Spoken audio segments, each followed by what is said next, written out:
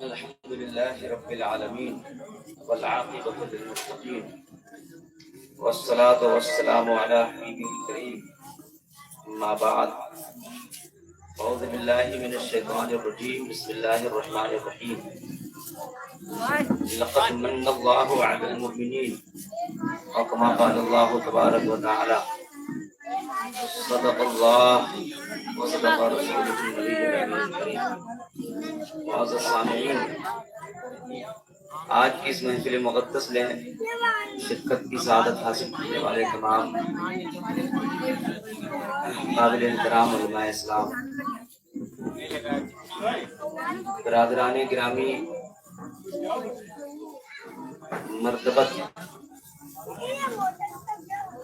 استاد الاساتذہ، شیخ اخلاص و وفا، مخیر قوم و ملت، حضرت جناب حافظ و قاری اسرار صاحب اللہ رضوی، برادر گرامی محترم عالم نبیل حضرت جناب قاری محمد اعظم صاحب اللہ، جملہ حاضرین اہل سنت والجماعت، میری مقدس ماؤں اور بہنوں، السلام علیکم ورحمۃ اللہ وبرکاتہ۔ یہ عظیم الشان اجلاس چھوٹا، یہ باعث سعادت مندی ہے ہم تمام لوگوں کی کہ اس میں ہم سب شرکت کی سعادت حاصل کر رہے ہیں۔ حافظ و قاری عمران صاحب بہت دنوں سے آپ کے درمیان تعلیمی سلسلے کو لے کر کوشاں ہیں، اور آپ کی محنت کا رنگ آج آپ کی شرکت میں نظر آ رہا ہے۔ ابھی سے بیشتر آپ تمام لوگوں نے شاہکار ترنم، شاعر بے بدل حضرت جناب مولانا قاری فیصل علیمی صاحب جبلہ سے ایک اچھی نعت شریف کی سماعت فرمائی، اور بیچ میں انہوں نے کچھ باتیں آپ لوگوں سے رسول گرامی وقار نبی محترم صلی اللہ علیہ وسلم کی بارگاہ میں اپنی عقیدت کے خراج کے طور پر بھی پیش کی۔ ہم دعا کرتے ہیں اللہ تعالیٰ کرم پروا میں رہنے والے جتنے اہل ایمان ہیں سب کو جلنے والوں کی گرم سے محفوظ و معمون فرمائے۔ ہماری دعائیں فلسطین کے مظلوم مسلمانوں کے حق میں قبول و مقبول فرمائے۔ تعلیم کا یہ سلسلہ جو نور بن کر اہل ایمان میں آج بھی رواں دواں ہے، محمد عربی صلی اللہ علیہ وسلم کے میلاد سے شروع ہوتا ہے۔ ہم تھوڑی دیر کی گفتگو اور تھوڑی دیر کی توجہ آپ لوگوں سے چاہیں گے، اس طور پر کہ آپ تمامی حضرات میرے ساتھ ایک بار اور زندہ دلی کا ثبوت دے دیجئے۔ میلاد النبی صلی اللہ علیہ وسلم کا مبارک مہینہ ہے، اور اللہ کی رحمتیں پوری طرح سے ہم تمام لوگوں کی طرف متوجہ ہیں، اور سب لوگ مل کر اسی برکت کا سہارا لیں محفل میلاد کا، اور دعا کریں کو علم دین حاصل کرنے کی توفیق عطا فرمائے۔ تعلیم کی ضرورت امت مسلمہ کو ہمیشہ سے رہی ہے اور آج بھی ہے۔ مسلمانوں میں تعلیمی جو پرسنٹیج ہے وہ تقریباً آج سے 20 سال پہلے 2005 میں لگ بھگ کانگریس کی گورنمنٹ میں رنگ ناتھ مشرا کمیشن کے تحت یہ بات ظاہر کرنے کی اور ثابت کرنے کی کوشش کی گئی کہ مسلمانوں میں کتنے لوگ پڑھے لکھے ہیں، تو آپ کو تعجب ہوگا، اور آپ میں سے جو لوگ اپنے دل میں سینے میں درد رکھتے ہوں گے قوم مسلم کا، انہیں افسوس بھی ہوگا کہ اس میں باضابطہ رپورٹ میں آیا کہ مسلمانوں میں پڑھے لکھے لوگ اتنے ہیں کہ جن کی گنتی بھی نہیں کی جا سکتی، جن کا آپ پرسنٹیج بھی نہیں نکال سکتے، اتنے ہی لوگ پڑھے لکھے۔ میں بہت دور نہیں جا رہا کتابوں کی طرف، آخری یہ پہلی کرسی سے لے کر پیچھے والی سب سے پیچھے والی کرسی میں جتنے بھی لوگ بیٹھے ہیں، آپ سب لوگ اپنی اپنی زندگی کا محاسبہ کیجئے کہ آپ نے زندگی کے کتنے سال کتابوں میں دیے، مدرسوں میں دیے، اسکول کے نام پر دیے۔ اور کتنے سال آپ نے ہوٹلوں پر دیے ہیں, گلیوں میں دیے ہیں, ٹھیلے پر بیٹھ کر دیے ہیں, یوں ہی زندگی گزار کر دیے ہیں, کسی سے لڑ کر دیے ہیں, کسی سے بھڑ کر دیے ہیں, دنیاوی زندگی میں بری طرح سے ملوث ہو کر دیے ہیں. آپ اندازہ لگائیے, جس دن آپ یہ احساس کر لیں گے, اور بے شک احساس ہونا بھی چاہیے, اسی دن انشاءاللہ تعالی ہماری قوم میں تعلیمی بیداری ملے گی اور تعلیمی بیداری کا احساس پیدا ہوگا. اگر آپ چاہتے ہیں کہ میری یہ چھوٹی سی گفتگو آپ لوگ سنیں اس انداز میں نہیں بلکہ اس انداز میں آپ لوگ مجھے سنتے ہیں, بیداری کا ثبوت دے, دعا کرے اے اللہ ہم تمام لوگوں کو دینی تعلیم حاصل کرنے کی توفیق عطا فرما, ہم تمام لوگوں کو 5 وقت کی نماز پڑھنے کی توفیق عطا فرما. امت مسلمہ میں جتنے چیلنجز ہیں ان سب کی وجہ بے تعلیمی ہے. تعلیم سے مزین ہونا آپ کے لیے بہت ضروری ہے. اگر اپنے بچوں کے مستقبل کو بہتر بنانا چاہتے ہیں, اگر اپنے بچوں کے مستقبل کو باوقار بنانا چاہتے ہیں, اگر اپنے بچوں کی زندگی کو باعزت بنانا چاہتے ہیں, نہیں چاہتے ہیں کہ آپ کا بچہ کسی تھانے کے چکر کاٹتا ہوا نظر آئے, نہیں چاہتے ہیں کہ آپ کا بچہ کسی ٹھیکہ دیسی شراب کے پاس پڑا ہوا ملے, اگر نہیں چاہتے ہیں کہ آپ کا بچہ کسی سے لڑائی کرتا ہوا ملے, اگر نہیں چاہتے ہیں کہ آپ کا بچہ اپنے ماں باپ کا گریبان پکڑتا ہوا ملے, اگر نہیں چاہتے ہیں کہ آپ کا بچہ مسجدوں سے دور ملے, تو ابھی میلاد النبی صلی اللہ علیہ وسلم کی محفل سے آپ دعا کیجئے وسیلہ لگا کر, اور یہ عقیدہ رکھ کر کہ میلاد کی محفل اور میلاد النبی اگر یہودیوں کو مومن بنا سکتا ہے تو اسی محفل میں کی گئی دعائیں اللہ رد نہیں کرتا, قبول کر لیا کرتا ہے. تمام حضرات دعا کر لیں, پروردگار ہم تمام لوگوں کو دینی تعلیم حاصل کرنے کی توفیق عطا فرمائے. یہ حافظ قاری عمران صاحب کی ایک بہترین کاوش ہے, بہترین کوشش ہے. یہاں پر ایک کرائے کا گھر لے, یہاں پر یہ خود رہتے ہیں, ان کی اہلیہ رہتی ہیں, وہاں پر یہ نہ جانے کس طرح جگہ نکالتے ہوں گے, اور آپ کے بچوں کو یہاں پر یہ پڑھا محفل سجائی ہے آپ کی حوصلہ افزائی کے لیے, یہاں کی عورتوں کی حوصلہ افزائی کے لیے. میرے مخاطب فقط آپ مرد ہی نہیں ہیں, میرے مخاطب عورتیں بھی ہیں, ہماری بہنیں بھی ہیں. کاش کہ آپ میں سے کسی کی بھی دل میں, کسی کے بھی دماغ میں, کسی کے بھی وجدان میں, ضمیر میں, اندروں میں, احساس میں یہ بات اپنی اتار سکوں, اور اس کے بعد آپ تمام حضرات تیار ہو جائیں انقلاب کے لیے, ایک بدلاؤ کے لیے, ایک تبدیلی کے لیے. معاشرے میں جو برائیاں ہیں ان کے خلاف کھڑے ہونے کے لیے, معاشرے میں جو بدکاریاں آ چکی ہیں ان کے خلاف کچھ بولنے کے لیے, اور جہاں کہیں بھی امت مسلمہ کو برائیوں سے دو چار ہونا پڑ رہا ہے, ان تمام برائیوں کا علاج کما کرنے کے لیے آپ کو یکجٹ ہونا پڑے گا, متحد ہونا پڑے گا, تعلیم کی طرف آنا پڑے گا, علم دین کی طرف آنا پڑے گا. میں اب اپنے موضوع کی طرف اپنی چھوٹی سی گفتگو کرنے کے بعد آ رہا ہوں, لیکن ایک بار اور آپ تمامی حضرات رات کے اس پہر میں جبکہ اب دعاؤں کی گھڑیاں بہت قریب ہوتی چلی جا رہی ہیں, مستجاب ہوتی چلی جا رہی ہیں, آپ لوگوں سے ایک بار اور گزارش کروں گا, پوری زندہ دلی کے ساتھ میلاد کے اس مہینے میں, رسول اللہ کی آمد کے اس مہینے میں آپ تمامی حضرات اپنے وجدان کو حاضر کیجئے مکین گنبد خضرا کی بارگاہ میں, اور تمام کے تمام لوگ میری آواز کے ساتھ ایک بار اور آواز ملائیں, دعا کر لیں, اے اللہ ہم جب تک زندہ رہیں ہمیں مسلک اعلیٰ حضرت پر گامزن رہنے کی توفیق عطا فرما. ہم تمام لوگوں کو اور ہمارے بچوں کو مدرسوں میں اور دینی تعلیم حاصل کرنے کی توفیق عطا فرما. یہ میلاد کا بھی مہینہ ہے جسے ربیع الاول کہا جاتا ہے. ربیع کا مطلب جانتے ہیں کیا ہوتا ہے؟ ربیع کا مطلب ہوتا ہے بہار کا موسم. ربیع الاول کا مطلب ہوتا ہے پہلی بہار, اس کے بعد آئے گی دوسری بہار جسے ربیع الثانی کہا جاتا ہے. بہار کا موسم بہت ساری خصوصیات کا حامل ہے.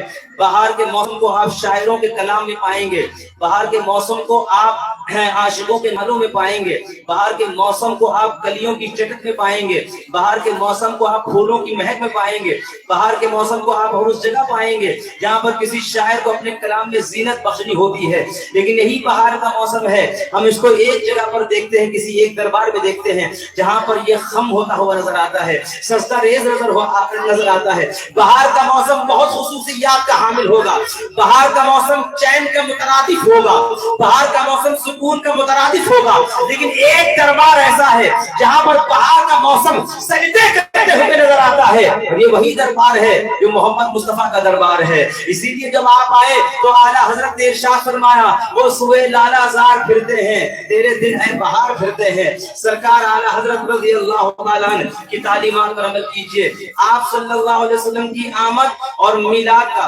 सबसे बड़ा मकसद था, आप दुनिया को ईमान देना चाहते थे, इल्म की दौलत देनी चाहते थे, इल्म की दौलत और इल्म से माला माल और फैजान करना चाहते थे। आप सल्लल्लाहु अलैहि वसल्लम के मिलाद ने पूरी दुनिया में इनकलाब बर्पा किया। क़यामत तक जितने भी लोग आप सल्लल्लाहु अलैहि वसल्लम और आपकी सीरत पर अमल करते जाएंगे, वो इनकलाब के पैरोकार बनते जाएंगे, और जहां जहां बुराइयां होंगी उनके खिलाफ वो खड़े होकर बाज़ाब्ता कामयाबी के साथ अपनी तहरीक जनाते हुए नजर आएंगे। हमने रसूल पाक सल्लल्लाहु अलैहि वसल्लम की आमद में, मिलाद में बड़ी बरकतें दी हैं, बड़ी बरकतें देखी हैं। आपने तो फकत इतना सुना होगा कि वो मोहम्मद अरबी सल्लल्लाहु अलैहि वसल्लम 12 रबीउल अव्वल के मौके पर उनकी पैदाइश हुई थी। आओ जुलूस निकालते हैं, आओ झंडे बनाते हैं, आओ चरागा करते हैं, लेकिन बस इतना फकत आप सोचते हैं अगर, तो आप बहुत गलत हैं। इससे कहीं ज्यादा हमें और आपको फकत एक वक्त नहीं, पूरी जिंदगी करने की जिम्मेदारी दी गई है। मुझे याद है नबी अकरम सल्लल्लाहु अलैहि वसल्लम ने उस दौर के मुसलमानों से एक आखिरी खुतबे में इरशाद फरमाया था। मोहम्मद अरबी ने मेहनत करने के बाद, मशक्कत करने के बाद, दंदाने मुबारक के उनके शहीद हो जाने के बाद, खून पसीना बहा देने के बाद, अपने बच्चों की नाशों को अपने हाथों से दफन कर देने के बाद, न जाने कितनी जंगों में अपने चेहरे पर न जाने कितनी जंगों में खून आशाम हालात का सामना करने के बाद, रसूल पाक सल्लल्लाहु अलैहि वसल्लम का ये आखिरी खुतबा है, खुतबा हज्जतुल विदा जिसे कहा जाता है। बड़ा तारीखी जुमला, बड़ा तारीखी कलमा और आखिरी जुमला उम्मत मुस्लिमा के नाम रसूल पाक सल्लल्लाहु अलैहि वसल्लम करके गए थे। परम पुरवा वालों, तुम दुनिया से कटकर नहीं हो, दुनिया से अलग मुसलमान नहीं हो, दुनिया से अलग ईमान वाले नहीं हो, दुनिया से अलग तुम्हारी किताब नहीं है। तुम भी उन्हीं मुसलमानों में से एक हो जिन्हें नबी अकरम सल्लल्लाहु अलैहि वसल्लम ने एक पैगाम दिया था। अरब की धरती पर आखिरी खुतबे के तौर पर आप अपनी ऊँटनी पर जलवा बार हैं और आप सल्लल्लाहु अलैहि वसल्लम इरशाद फरमा रहे हैं, मेरे गुलामों, क्या तुम गवाह हो इस बात पर, उसमें औरतें भी हैं, बच्चे भी हैं, जवान भी हैं, मर्द भी हैं, बूढ़े भी हैं, अकाबिर भी हैं, असागिर भी हैं। सहाबे किराम में सिद्दीक़ अकबर जैसी शख्सियत सबसे आगे मौजूद हैं, उमर बिन खत्ताब सबसे आगे मौजूद हैं, उस्मान गनी सबसे आगे मौजूद हैं, मौला अली वहीं पर हाजिर हैं। हर कोई गौर सुन रहा है रसूल पाक सल्लल्लाहु अलैहि वसल्लम को क्या कहना चाहते थे आका दो जहां सल्लल्लाहु अलैहि वसल्लम आपसे। इतनी हदीस करीमा बयान करने के बाद भी कुछ बातें रह गई थी, आपके नाम रह गई थी। इतनी बातें बयान करने के बाद भी कुछ बातें रह गई थी जो खुतबे हज्जतुल विदा के मौके पर रसूल पाक सल्लल्लाहु अलैहि वसल्लम इरशाद फरमा रहे हैं। खुतबे का एक टुकड़ा आपके सामने पेश कर रहा हूं। परम पुरवा वालों, काश के तुम अपने बच्चों के सीनों में इस तालीम को और इस सबक को बसा सको, काश के तुम अपने दामन में से जगह दे सको, काश के अपनी जिंदगी में से ला सको, काश के तुम्हारा बच्चा अपनी जिंदगी में रसूलुल्लाह की हदीस को सुनने के बाद इनकलाब का एहसास कर सके। जानते हैं आप रसूल ने क्या इरशाद फरमाया, मेरे गुलामों, क्या तुम गवाह हो इस बात पर कि मैंने अल्लाह का पैगाम तुम तक पहुंचा दिया है। तमाम सहाबा ने हाजिर होकर कहा, या रसूल अल्लाह, हम सब हाजिर हैं तेरी आपकी बारगाह में, हम गवाह हैं, आपने खुदा का पैगाम पहुंचा दिया है। हुजूर ने फिर दोबारा पूछा, क्या तुम गवाह हो इस बात पर कि मैंने अल्लाह का पैगाम जो कुरान की शक्ल में अल्लाह ने मुझे भेजा था, जो अल्लाह ने अहकाम की शक्ल में मुझे भेजा था, मैंने तुम तक पहुंचा दिया है। साहबे किराम ने अर्ज किया, या रसूल अल्लाह, हम गवाह हैं, आपने अल्लाह का पैगाम पहुंचा दिया है। तीसरी बार फिर हुजूर ने यही इरशाद फरमाया। सारे सहाबा ने लब्बैक कहा, या रसूल अल्लाह, आपने पैगाम अल्लाह का पहुंचा दिया है। अब नबी इरशाद फरमाते हैं, सुनो, तुम्हारे लिए जरूरी है, जो लोग यहाँ नहीं है, गायब है, हाजिर के लिए जरूरी है वो गायब तक ये पैगाम को पहुंचाएं, और इसी तरह ये सिलसिला क़यामत तक जारी रहे। जितने माँ बाप आए अपने बच्चों को ये पैगाम पहुंचाएं, उनके माँ बाप आए वो अपने बच्चों तक ये पैगाम पहुंचाएं। इस तरह क़यामत तक ये सिलसिला जारी रखेगा, और जो इस सिलसिले को जारी रखेगा क़यामत में मेरी शफाअत का मुस्तहिक बनता हुआ नजर आएगा। ये आप सल्लल्लाहु अलैहि वसल्लम का वादा है, आपके लिए हमारे लिए जरूरी है। उठ खड़े हो जाएं। क्या जहालत से आपको अभी तक डर नहीं लगा है? आपकी जहालत ने आपकी शख्सियत को तोड़ कर रख दिया है। आपकी जहालत ने पूरे भारत में आपको बदनाम करके रख दिया है। आपकी जहालत ने आपके आंगन के सुकून को बर्बाद करके रख दिया है। आपकी जाहिलियत ने आपकी गलियों के माहौल को बर्बाद कर रखा है। आपकी और हमारी ही जहालत है, जिसकी बिना पर जाने कितनी बच्चियां अपने दुपट्टे को, अपना दुपट्टा ओढ़ते हुए भी अपने आप को बड़ा हकीर महसूस कर रही है। ये हमारी जाहिलियत है, जिसकी बुनियाद पर हमें माँ बाप के मर जाने के बाद भी किसी मौलवी की जरूरत पड़ती है कि वो फातिहा पढ़ दे और दुआए मग़फ़िरत कर दे। क्या ये हमारी जहालत नहीं है कि हम अपने उर्दू के नाम का मतलब भी ना समझ सके? क्या ये हमारी जहालत नहीं है कि हमें अपने मेहमानों के साथ कैसा सलूक करना चाहिए ये भी मालूम हो? हमारे और आपके यहाँ बड़े बदलाव की जरूरत है। परम पूर्वा के मुसलमानों, आज के इस किताब में आप खुसूसी तौर पर मैं आपको मुखातब कर रहा हूँ। हाफिज असरार साहब रज़वी यहाँ पर तशरीफ रखते हैं। पूछिए कितनी मेहनतें इनकी हैं, कितनी मशक्कतें हैं इनकी। फकत ये एहसास इनको खाया जाता है कि अगर हम काम नहीं करेंगे तो फिर कौन करेगा? कोई तो होगा जो मदरसे के लिए सोचेगा, कोई तो होगा वो तालीम के लिए सोचेगा, कोई तो होगा जो इल्म दीन के लिए अपने घर से निकलेगा। ये उलमा इकराम घर जाकर थोड़े थोड़े पैसे इकट्ठा करते हैं। जानते हैं क्यों? क्योंकि आपके बच्चे को अल्लाह की बात बताई जा सके, आपके बच्चे को रसूलुल्लाह का तज़किरा बताया जा सके, आपके बच्चे को बताया जा सके कि नबी अकरम कौन थे, माओं को बताया जा सके कि हज़रत हलीमा सादिया कौन थी, बहनों को बताया जा सके आयशा सिद्दीक़ा कैसी थी। और अगर ये सिलसिला बंद हो गया तो सोचिए आज की हालत का ये आलम है कि कोई घर आंसुओं से खाली नजर नहीं आएगा, गमों से खाली नजर नहीं आएगा, कोई घर बेसुकूनी से खाली नजर नहीं आएगा। अगर और ज्यादा की हालत बढ़ गई तो जानते हैं क्या होगा? कुछ ना कुछ हो, गुटखों की बिक्री ज्यादा हो जाएगी, नशे की बिक्री ज्यादा हो जाएगी, गालियों का चलन ज्यादा हो जाएगा, ताश के पत्ते हर तरफ नजर आएंगे और सुराही की तरह बोतलें नचाकर और शराब पीकर अपनी गलियों में घूमने फिरने वाले लोग ज्यादा नजर आएंगे। और अगर जहालत जिंदा रही, याद रखिए आपकी तहजीबी मौत हो जाएगी, तमद्दुनी मौत हो जाएगी। और आप तो तमद्दुनी तौर पर अगर किसी ने मरता हुआ देख लिया, यकीन जानिए हर रूह अफसोस करेगी आपकी जिंदगी पर। इसलिए दुआ कीजिए और आप तहैया कर लीजिए। आप नहीं पढ़ पाए कोई बात नहीं, अपने बच्चों को पढ़ाइए, अपने बच्चों को इल्म दीन हासिल कराइए, अपने बच्चों को तालीम दीजिए। जानते हैं रसूलुल्लाह ने क्या इरशाद फरमाया? फरमाया तुम अपने बच्चों को हाफिज़ कुरान बनाओ। दुनिया में अगर तुमने इज्जत नहीं पाई है कोई बात नहीं, कयामत में हाफिज़ कुरान बनाने की वजह से अल्लाह तबारक व तआला फरिश्तों के जरिए तुम्हारे सरों पर ताज क़यामत रखवाएगा। इज्जत और क्या चाहिए? एक बाप को क्या चाहिए और एक माँ को क्या चाहिए? अपने बच्चों को हाफिज बनाइए, अपने बच्चों को दीनी तालीम हासिल करवाइए। याद है सहाबा कराम ने कितनी मेहनतें की हैं। आपके लिए तो माइक लगाया है हाफिज इमरान साहब ने, कारी आजम साहब किबला बैठे हुए हैं, जाग इसलिए नहीं रहे कि उनके सोचते ये है कि खाली हो जाएगा, कहीं आप में से चंद लोग उठकर ना चले जाए, महफिल मिलाद वीरान हो जाएगी। इसलिए न जाने कितने लोग यहाँ बैठे हैं। बड़ी मसरूफ शख्सियत है हाफिज असरार रज़वी साहब किबला की। जाजमऊ जैसे इलाके में इन्होंने एक बहुत बड़ा कदम उठाया है, वाकई में बहुत बड़ा कदम है। इसे उठाने के लिए जिगरा चाहिए, इसे उठाने के लिए सीना चाहिए। और एक आलीशान मदरसा ये तामीर करवा रहे हैं, एक आलीशान मदरसा तामीर करवा रहे हैं। तामीरी काम बल्कि शुरू हो गया है। जमीन इन्होंने अपने पैसे से खरीदी है और अभी इन्होंने नक्शा मुझे दिखाया है। ऐसा नक्शा है मालूम होता है जैसे सूरज की रोशनी उसमें आ गई हो। मदरसे की तालीम की बरकतें अभी से उसमें झलक रही हैं। अल्लाह तबारक व तआला से मिलाद की महफिल के हवाले से दुआ कीजिए, अल्लाह ताला मदरसों को खूब खूब तरक्की अता फरमाए। और ये जानते हैं क्यों मैं बता रहा हूँ? बाज लोग तो मदरसों का नाम सुनते हैं तो उनका मुंह बिगड़ जाता है। बाज लोग मदरसों का नाम सुनते हैं तो दूर भाग जाते हैं। लेकिन आपको बताऊं, ये जो मस्जिदें वीरान हैं मदरसों की वजह से, मस्जिदें आबाद हैं मदरसों की वजह से। एक भी मस्जिद में एक भी शख्स नमाज पढ़ते हुए नजर ना आएगा अगर मदरसे इमाम ना पैदा करे। अगर मदरसे मेहनत करके आपके दरमियान आपकी नमाज जनाजा पढ़ाने वाला, आपकी फातिहा खानी करने वाला, सारे काम 3% मुसलमानों का हिस्सा है जो दीनी तालीम हासिल करता है।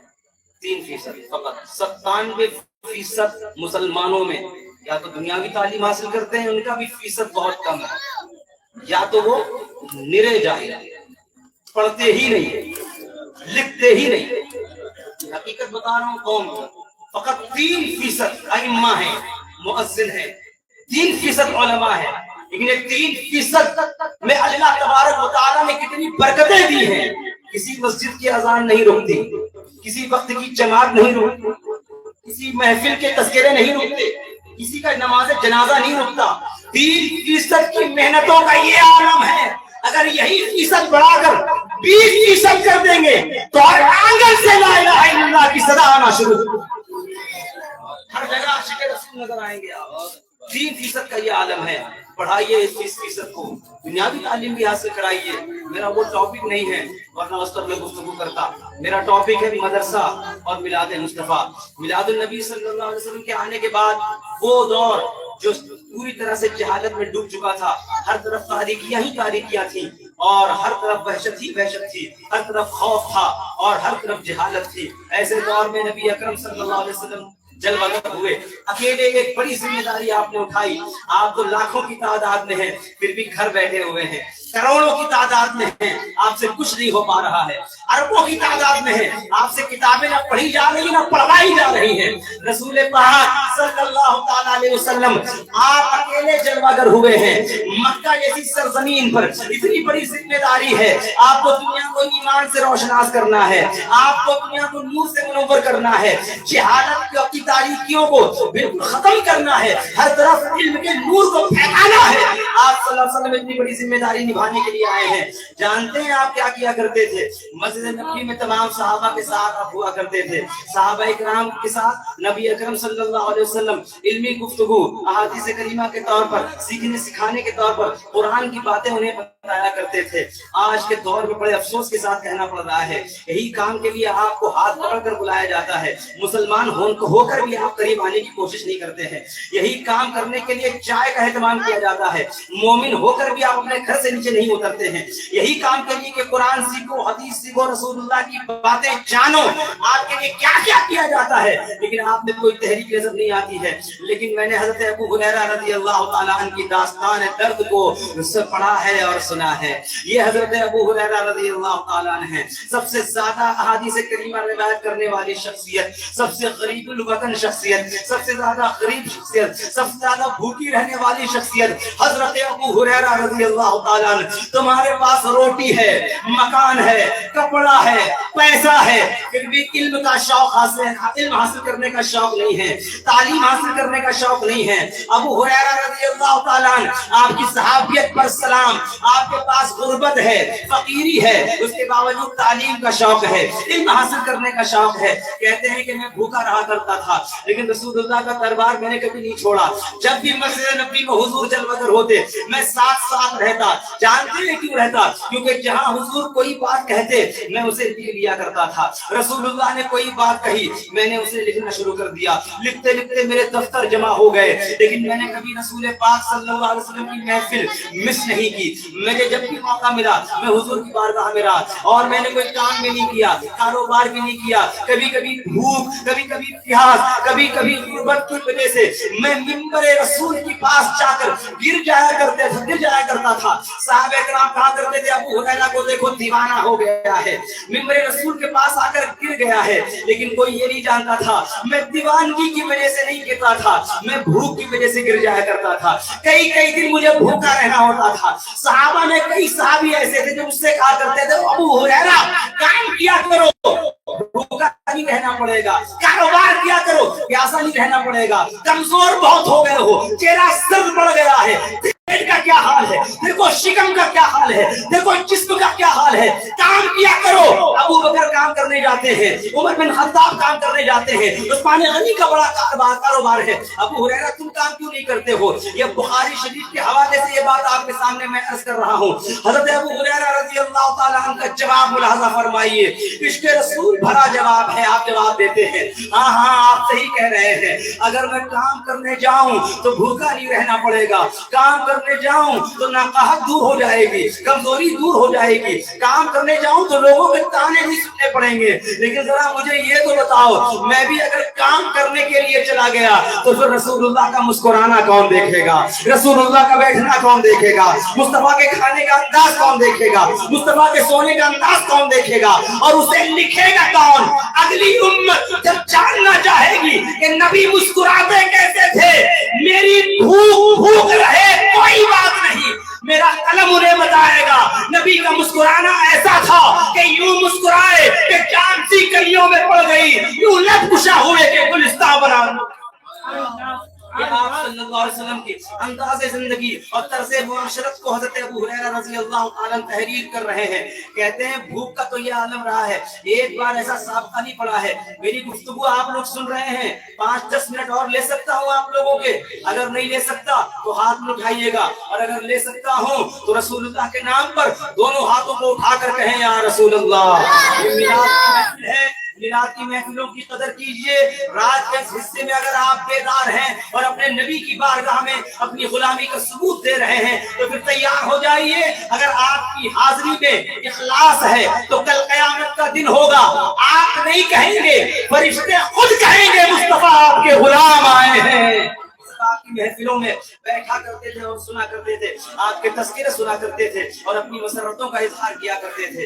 اسی یعنی حضرت ابو ہریرہ رضی اللہ تعالیٰ عنہ کا ایک بڑا اچھا واقعہ آپ کے سامنے بیان کر رہا ہوں۔ یہ صحیح بخاری میں بھی ہے، صحیح مسلم میں بھی ہے، صحیحین میں یہ درج ہے، لیکن میں مسلم شریف کی روایت آپ کے سامنے پیش کر رہا ہوں۔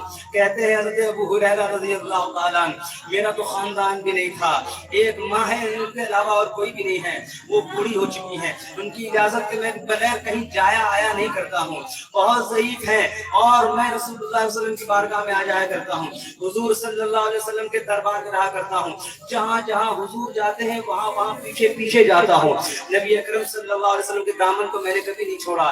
ایک دن کی بات ہے کہ میں بہت بھوکا تھا، بہت پیاسا، بہت پریشان حال تھا، کمزوری کے مارے لگتا تھا کہ جیسے زمین پر کہیں پر بھی بے ہوش ہو جاؤں گا یا گر جاؤں گا۔ کہتے ہیں لیکن اس کے باوجود میں نے کبھی کسی سے مانگنے کی کوشش نہیں کی ہے، جب بھی مانگنا چاہتا تھا میری غیرت جواب دے دیا کرتی تھی۔ یہ صحابہ کرام کی سیرت آپ کو بتا رہا ہوں۔ یہاں تو مانگیے اور فون سوئچ آف کر دیجئے، یہاں تو مانگیے اور بھاگیے بھاگے بھاگے پھریے، یہاں تو مانگیے اس کے بعد جھوٹ پہ جھوٹ بولتے جائیے۔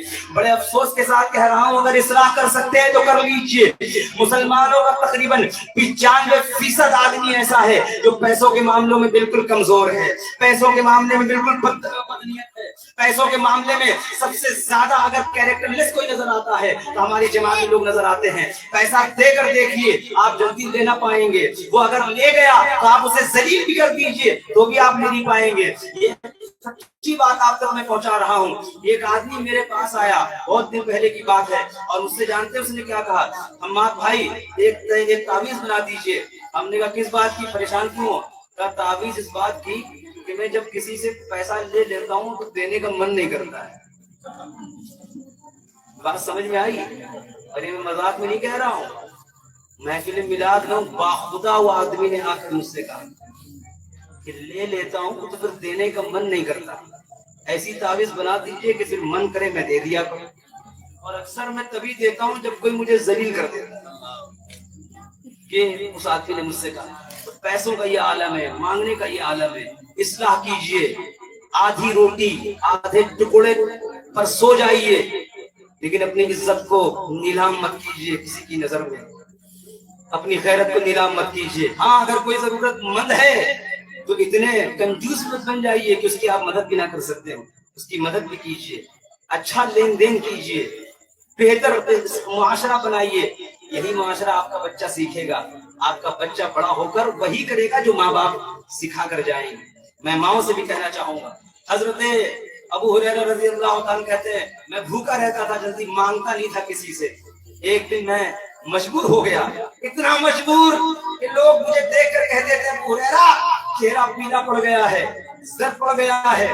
میں مجبور ہو کر مسجد نبوی کے باہر جا کر کھڑا ہو گیا، یہ سوچ کر کہ ابھی رسول پاک صلی اللہ علیہ وسلم کا गुजर होगा, मैं उनसे सलाम करूंगा, हुजूर मुझे देखेंगे और समझ जाएंगे मैं भूखा हूँ, मुझे घर ले जाकर खाना खिला देंगे। ये सोचकर मैं मस्जिद नबी के बाहर खड़ा हो गया, थोड़ी देर खड़ा रहा। कभी मैं दरवाजे पर देखा हजरत अबू बकर सिद्दीक नमाज पढ़कर बाहर आ रहे हैं। मैंने हजरत अबू बकर को बुलंद आवाज में सलाम किया, अस्सलाम अलैका या अबा बकर। उन्होंने कहा वालेकुम अस्सलाम या अबा हुरैरा। फिर मैंने उनसे एक मसला पूछा। मसला पूछने की वजह फकत ये थी कि वो मुझ पर तवज्जो दे दें और समझ जाए कि मैं भूखा हूँ, फिर मुझे घर ले जाकर खाना खिला दें। फकत इतना मैं चाहता था। मैंने उनसे मसला पूछा, हजरत अबू बकर ने मसले का जवाब दिया और वापस चले गए। उन्होंने मेरी तरफ तवज्जो नहीं दी, मेरे चेहरे को ही नहीं देखा। थोड़ी देर के बाद हजरत उमर रज़ी अल्लाह तआला अन्हु का वहां से गुजर होने लगा। मैंने दिल में सोचा अबू हुरैरा तीसरा दिन है, शायद खाना तुम्हें मिल जाएगा। अबू बकर शायद तवज्जो नहीं दे पाए, किसी ख्याल में होंगे। उमर बिन खत्ताब आ रहे हैं, शायद ये तुम पर तवज्जो दे दे, इनसे भी मसला पूछो। अगर ये तुम्हारे चेहरे को देखकर समझ जाएंगे तो आज का तीसरा दिन खाली नहीं जाएगा, तुम्हारा पेट भर जाएगा। ये सोचकर मैंने हज़रत उमर रज़ी अल्लाह तआला अन्हु को दूर से देखकर ही सलाम किया, अस्सलाम या उमर। उन्होंने कहा वालेकुम अस्सलाम या अबा हुरैरा। आप करीब आए, करीब आने के बाद आपने उनसे मसला पूछा, लेकिन हज़रत उमर रज़ी अल्लाह तआला अन्हु ने भी उन पर तवज्जो नहीं दी। मसले का जवाब देकर आप चले गए। अबू हुरैरा रज़ी अल्लाह तआला अन्हु की फिक्र और बढ़ गई, गम में और ज्यादा आपके इजाफा हो गया।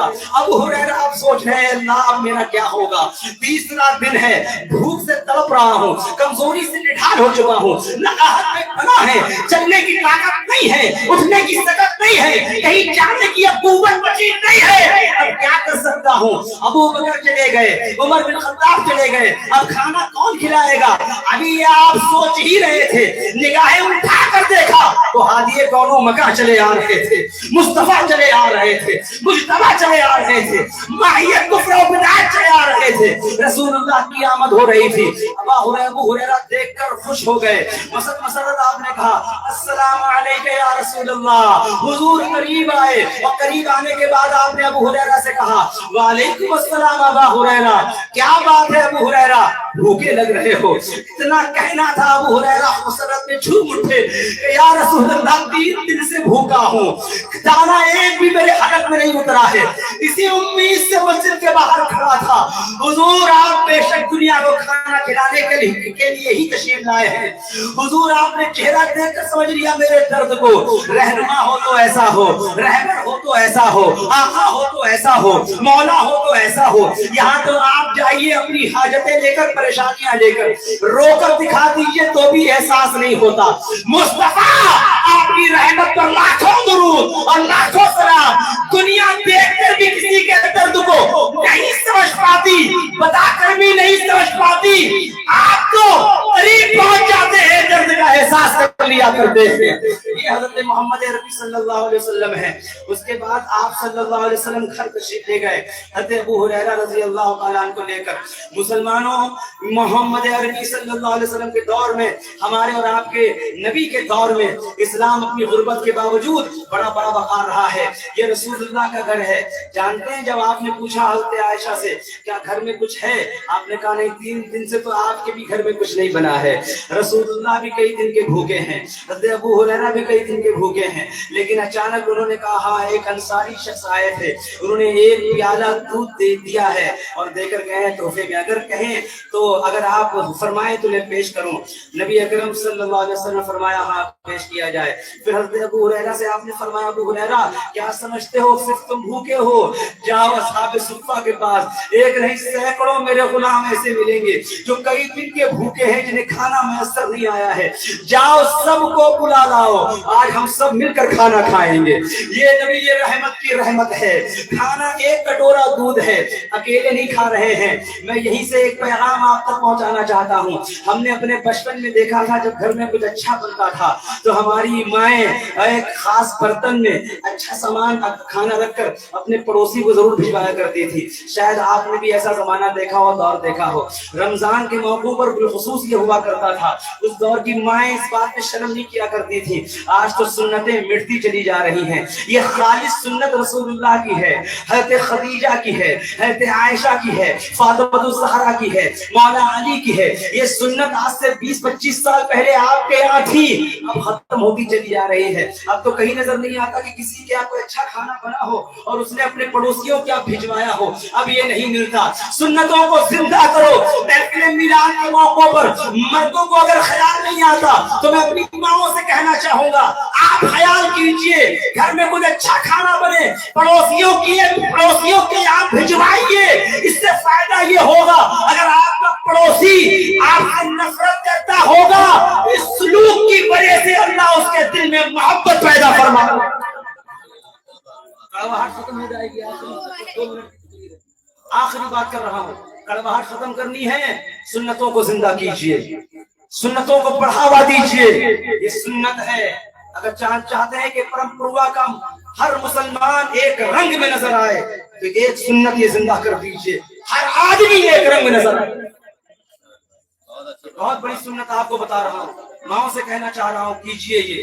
آپ صلی اللہ علیہ وسلم نے سب کو بلایا اور سب بٹھا کر اب حضرت ابو ہریرہ پیچھے بیٹھ گئے. انہوں نے کہا میں تو جان بوجھ کر پیچھے اس لیے بیٹھا کہ ایک کٹورا دودھ ہے, صحابہ اتنے ہیں, رسول اللہ اگر مجھ سے کہیں گے ابو ہریرہ سب کو دودھ پلاؤ تو میرے لیے کیا بچے گا. میں پیچھے بیٹھ گیا, لیکن تھوڑی دیر کے بعد رسول اللہ نے مجھ سے ہی ارشاد فرمایا ابو ہریرہ کھڑے ہو. میں کھڑا ہو گیا.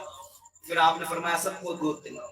میں بڑا تعجب میں, لیکن پھر میرے ایمان نے کہا جنہوں نے حکم دیا ہے انتظام بھی وہی فرمائیں گے, تو کیوں گھبرا.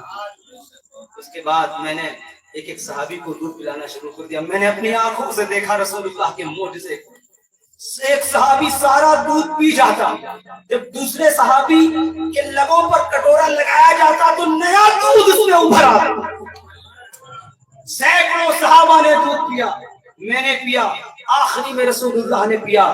آپ صلی اللہ علیہ وسلم کی رحمتوں کی ضرورت پوری کائنات کو ہے. بے شک ان کی رحمت ہے جس کی وجہ سے ہمیں کھانا پینا دانا پانی مل رہا ہے. اللہ سے دعا کیجئے کہ مدرسہ وزیر القرآن کو دن دگنی اللہ ترقی عطا فرمائے. عارف کوچنگ سینٹر